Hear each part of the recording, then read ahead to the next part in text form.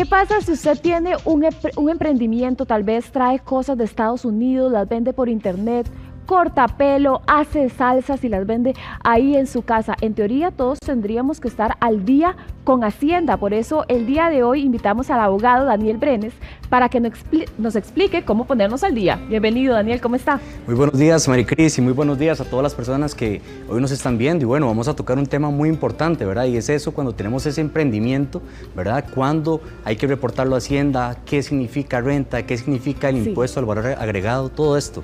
¿Quiénes deben de dar cuentas a Hacienda? Claro, es importante indicar que todas las personas que tengan de manera habitual, ¿verdad?, que tengan un negocio, que ya sea que vendan ropa, que traigan cosas de Estados Unidos, todo esto es importante que ellos son los que tienen que estar Hacienda. Pero por alguna razón, si vos tenés un vehículo, por ejemplo, Maricris, y lo vendés, no es habitual, ¿verdad? Vendes tu vehículo, es solamente un acto, en ese caso no tendrías que reportarlo a Hacienda, ¿verdad? Es cuando hay habitualidad del negocio como tal. Ahora, en los casos, por ejemplo, de los trabajadores que ganamos un salario y es el patrono el que reporta la planilla, ¿existe la duda? ¿Ahí hay que aportar algo ante Hacienda? Claro, Maricris, es importante, ¿verdad?, que cuando las personas tienen ingresos mayores a 941,000 colones, el patrono sí tiene que apartar de ese salario un porcentaje para renta, ¿verdad? Ahora, ¿qué pasa? El trabajador dice, pero ¿cómo me doy cuenta? Exactamente. ¿Verdad? Si realmente el patrono está haciendo ese aporte a Hacienda. Bueno, por medio de la colilla de pago que el trabajador tiene derecho a solicitarle al patrono, es que uno identifica si realmente se le está rebajando ese porcentaje. Ahora, ¿qué pasa si por alguna razón el patrono no hizo el pago correspondiente? ¿De quién es la responsabilidad en ese caso? Claro, totalmente. En este caso, Maricris, con respecto a esa responsabilidad, recae directamente en el patrono. El patrono es quien tiene la responsabilidad y quien tendría que asumir algún tipo de sanción, ¿verdad?, a el no pago de ese impuesto que le correspondería al trabajador. Por eso, ¿verdad?, como lo mencionaba anteriormente, el trabajador lo que tiene que hacer siempre es tener la colilla, tener el respaldo y tener la prueba de que el patrono siempre, en todo momento, le estuvo haciendo ese rebajo. Ahora hay gente que promociona sus servicios y es muy variado: cortar pelo, arreglar una computadora, hacer mandados. Bueno, la gente busca la salida por donde sea. ¿Ellos tienen también que hacer aportes a Hacienda? Claro que sí, todas estas personas que tienen estos negocios también tienen que hacer esos aportes a Hacienda, ¿verdad? En este caso, es importante que todas estas personas, ¿verdad?, que tienen este tipo de actividades se apersonen a la oficina más cercana del Ministerio de Hacienda e indiquen, ¿verdad?, cuál es la actividad comercial que están desarrollando para que directamente el Ministerio de Hacienda sea quien les indique, bueno, usted corta cabello, ok, perfecto, va a tener que inscribirse bajo esta categoría y reportar impuestos bajo esa categoría. ¿Pero qué pasa con eso, licenciado? Porque en muchas ocasiones la gente gana muy poco, a veces no alcanza ni para pagar el contador mensualmente. ¿Cómo hacen estas personas para, además de todo, pagarle a Hacienda si los ingresos realmente no dan, los números no dan?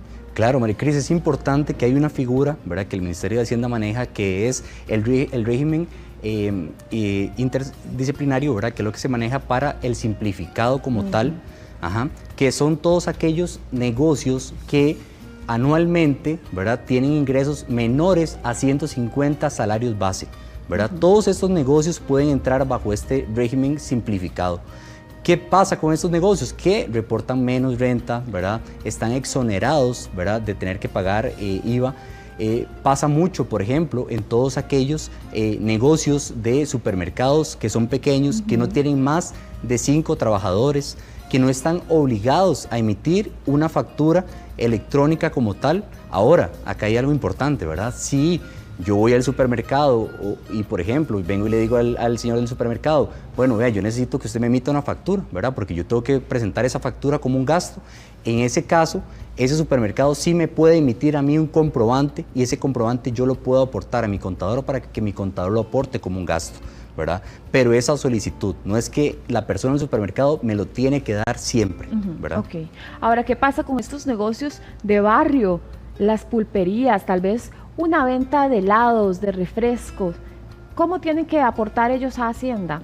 Claro, totalmente, ¿verdad? Como lo mencionaba anteriormente, todos este tipo de negocios entran dentro de este régimen simplificado, ¿verdad? Régimen simplificado que efectivamente les viene a dar mayores beneficios, ¿verdad? A todos estos negocios pequeños, ¿verdad? Que es lo que llamamos popularmente como los negocios del barrio, ¿verdad? Sí. Esos negocios del barrio, pero sí es importante, Maricris, que todos estos negocios estén inscritos en Hacienda, ¿verdad? Porque el no estar inscritos en Hacienda y el no pagar esa renta, el no pagar ese impuesto al valor agregado puede venir a traer consecuencias tanto de sanciones económicas hasta, ¿verdad?, sanciones penales. Bueno, hablemos precisamente de esas sanciones económicas, porque muchas veces la gente se inscribe, pero después se le olvida que tiene que hacer la declaración.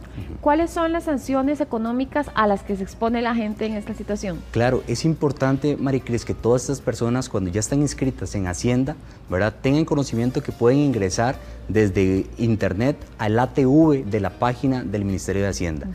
En esta página pueden hacer consultas para ver cuál es su estatus en Hacienda, cuánto de lo que deben y cómo es que está su situación, ¿verdad?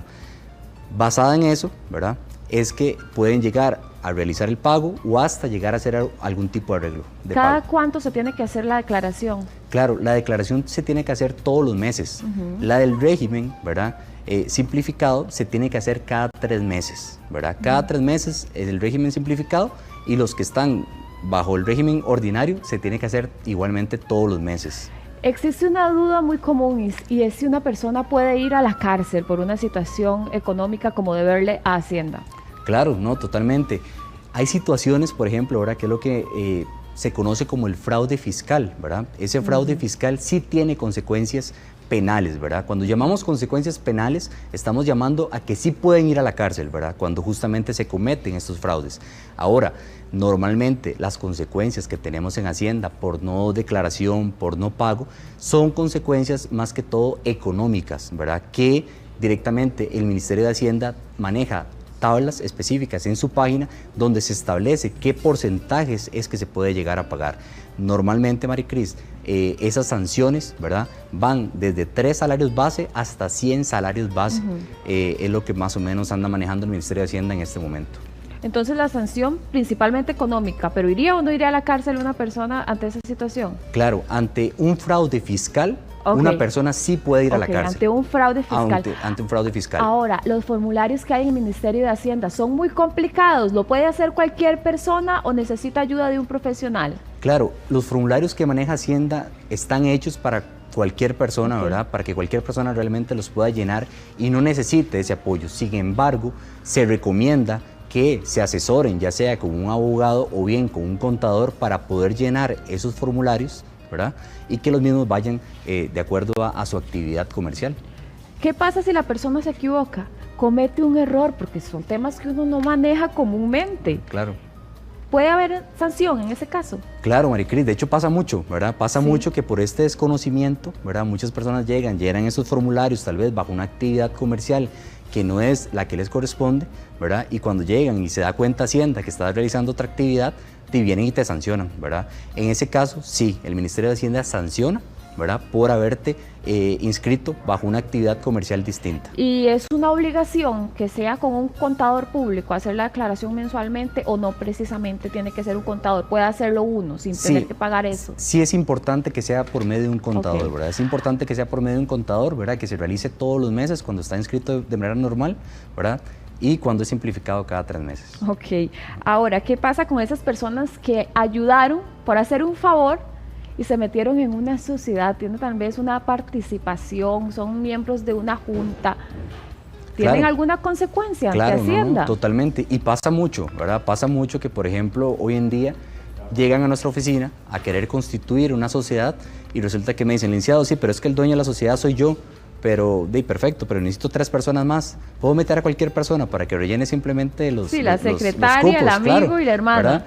Y no, ¿verdad? Hay que tener presente que el hecho de constituir una sociedad contrae obligaciones y responsabilidades, tanto civiles hasta penales, ¿verdad? ¿Por qué? Porque ¿qué pasa si por medio de esa sociedad estoy generando fraudes? ¿Qué pasa si por medio de esa sociedad estoy haciendo actos ilícitos? ¿Verdad? Evidentemente, todas aquellas personas que conforman esa sociedad van a tener esas consecuencias. ¿Qué pasa si una persona ya está en problemas ante Hacienda? ¿Quién le ayuda? ¿Un abogado, un contador? ¿Ante quién acude para el auxilio? Claro, es importante, ¿verdad? Que si esa consecuencia que se tiene, si ese problema que se tiene es del punto de vista tributario, lo más importante es visitar un abogado, ¿verdad? Abogado que se va a hacer acompañar normalmente en este tipo de casos por un contador, ¿verdad? Que le dé ese apoyo técnico como tal para poder evacuar la situación. Excelente. Abogado Daniel Brenes, ahí, a él es el que tiene que contactar en esta Claro que situación. sí. Muchas gracias. Encantado, Maricris.